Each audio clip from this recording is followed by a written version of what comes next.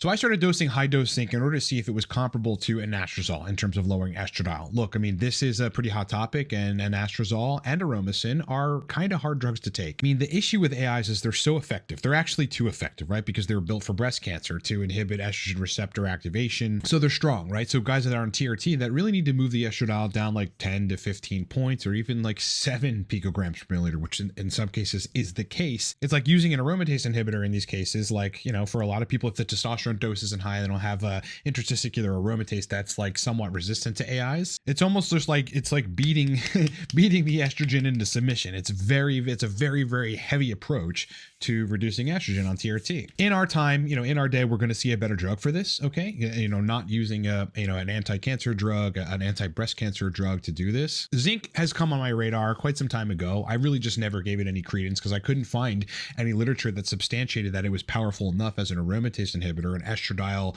lowering agent, that like to give it any attention. However, I decided to run an experiment on it in addition to doing a heavy set of research on whether or not zinc interacts with the estrogen receptor, whether or not zinc can lower estradiol, and specifically how, because there's anecdotals everywhere of people saying that it does. And it turns out not just through a sex hormone binding globulin mediated mechanism, but also an estrogen receptor alpha mediated mechanism, that zinc can in fact lower estradiol. And for me, it actually took my E2 down to 26 from 35. All right, so I'm going to break this down in this video. We'll talk about the mechanisms, talk about how you should use zinc as estrogen control on TRT. Sit back, relax, strap in, because I'm going to give you some fucking useful information in this video. Hey, what up, say? One time for the hometown, I got love for it, it's real. Yeah. 2 times for the haters, man, cause I notice how this shit feel. 3 times for my family. All right, guys, again, busy season for coaching. I'm going to need you guys to book if you're thinking about getting on board any of the one-on-one hands-on coaching programs, whether the 90-day one-on-one hands-on coaching program or the 180-day one-on-one hands-on coaching. This is where we address nootropic regimen design, TRT protocol design, sexual dysfunction resolution, neurotrophic factor brain restoration, dopaminergic systems brain restoration, and lots more that I can't even list here. If you need to book me, please do it ASAP, livecortex.com, because these are going to have to go down soon. I've not been booked like I'm booked this year. Okay, it's ramping up quickly, so get on board when you can, and let's get some stuff situated. Okay, so estrogen control on TRT, despite what the Reddit bros are going to tell you, is pretty necessary for, as an estimation, 80% of men. You know, it's only in cases where your dose is all the way down into fucking oblivion of 80 to 90 milligrams a week with a little bit of HCG, where you have 500, 600, maybe 700, nanograms per deciliter total testosterone, that the estradiol actually falls in range and you have adequate sexual function. The primary problems that come about when estradiol is too high for a man on TRT are erectile dysfunction, a lack of libido, a lack of genital sensation, which mimics PSSD and is no fucking fun. Obviously, high blood pressure, gynecomastia if you really push the envelope up to 80 or 90 picograms per milliliter, it's sitting there for a long period of time. Mood disorders, anxiety, sleep problems. It runs the gamut, dude. The list goes on. I've already broken down how vascular endothelial growth factor, among other things, nitric oxide mediated inhibition of penile erection happens in the presence of elevated estradiol. You kind of get a low T experience even if you have high T when estradiol is high. We do know that anastrozole, okay, this is one of the main aromatase inhibitors used for people that are on TRT, also used for breast cancer, is very powerful. It's considered to be 2.5 times more potent than letrozole at suppressing estrogen levels. It's been shown that a milligram, okay, a day of anastrozole can suppress in vivo aromatization by 70%. If you dive deep into the literature, because people have been saying zinc is an aromatase inhibitor, and I think what they're really getting that from, by the way, is on the aromatase Wikipedia page. If you go down to inhibition of aromatase, zinc is actually there, but it's referencing 31 here, which we're going to go to quickly. And all this is really saying is that zinc deficiency alters 5-alpha reduction of and aromatization of testosterone, essentially saying that, rats that have no zinc or next to no zinc aromatize more. That's not like a clear-cut example or conclusion that like zinc is going to inhibit aromatase. It just means that if you're zinc deficient, you end up aromatizing more. Now, maybe you could conclude from that you're going to get a little bit more control of estradiol, or perhaps a little less aromatization, not from inhibiting aromatase, but just like sort of triggering some sort of like stop effect on aromatase or excess effect on aromatase in converting testosterone to estrogen. But this paper here does not tell us that zinc is an aromatase inhibitor. You're going to find in the scientific literature, if you start searching things like zinc and the SHBG, my thought was like, okay, is it doing something to sex hormone binding globulin? Because ultimately that's what's transporting androgens, estradiol to tissues. Like, could you modify that in a way? And does zinc interact with that, which prevents excess estrogen receptor binding? But what you are going to find, if it's interacting with the SHBG in a way, which is in some sense preventing a massive affinity for the SHBG to estradiol, which would ultimately mean less estrogen transport down to the tissues, perhaps still free estrogen.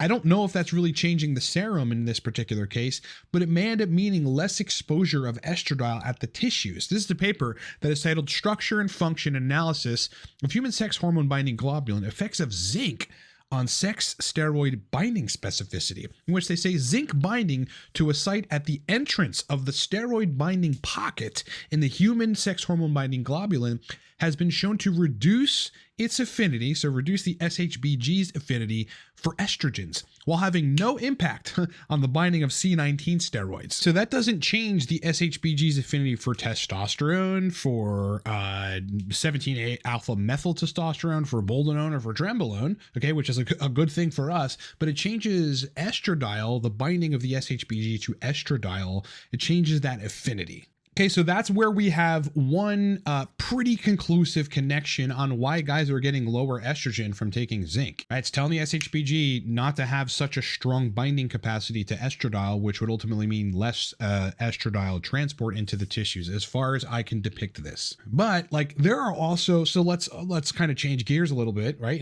And another mechanism for this, there's a lot of papers like this one, titled Suppression of Breast Cancer by Chemical Modulation of Vulnerable Zinc Fingers in the Estrogen Receptor. If you dig deeper into the literature here, like I have been doing over the course of the last 2 weeks, you'll find that basically the zinc finger is a collection of zinc ions. So you actually need zinc in order to adequately sort of produce or make the zinc finger. And the zinc finger suppresses basically ERA function. Okay, so you have some suppression of estradiol receptor alpha function, which would prevent maybe some estradiol from binding to the receptor. It would modify the genetic action after estradiol binds to the ERA receptor, and thus you could get some estrogen lowering effects from that, right? Zinc itself has been implicated in, like, I mean, there are papers like, okay, combine zinc with an aromatase inhibitor and you have a more effect from the aromatase inhibitor. Combine zinc with an AI and you have a better effect on suppression of estrogen positive breast cancer. But boys, in order to actually test this, and where the rubber meets the road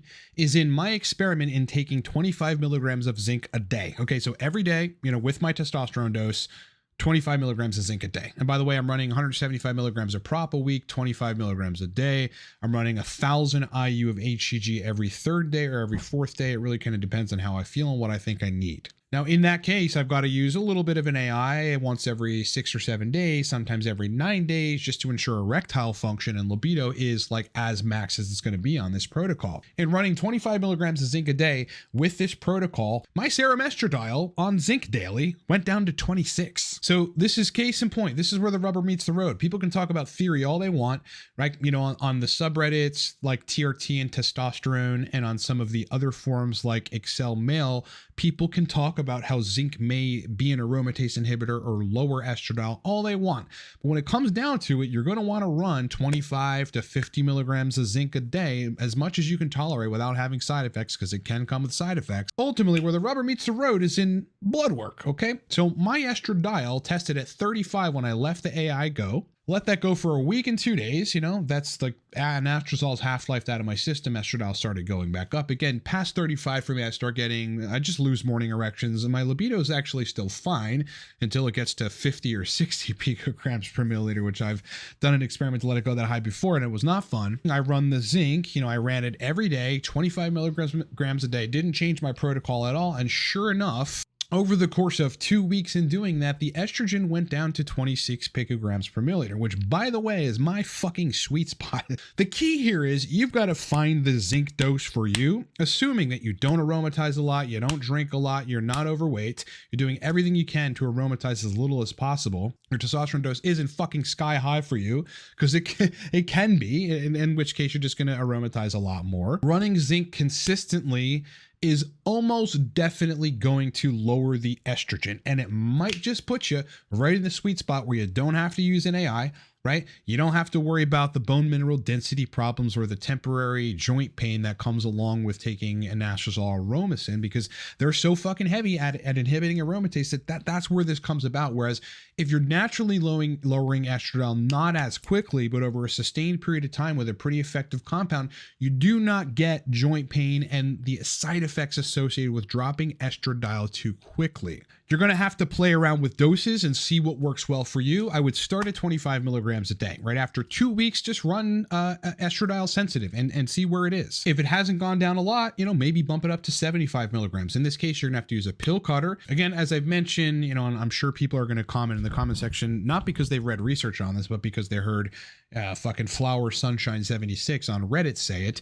It may interfere with copper metabolism to some extent. I haven't substantiated that yet, so you may want to look into that and go read the research on that, or start taking copper if you're really worried about it. But I have had 0 side effects. Estradiol did in fact lower. I'm in the sweet spot for libido and erections. I haven't taken an AI in quite a while. I don't know if I'll continue running zinc. Who knows? I haven't run into a problem so far. But what I wanted to do in this whole thing is prove whether or not zinc could actually lower estradiol, and specifically what the mechanism of action was, right?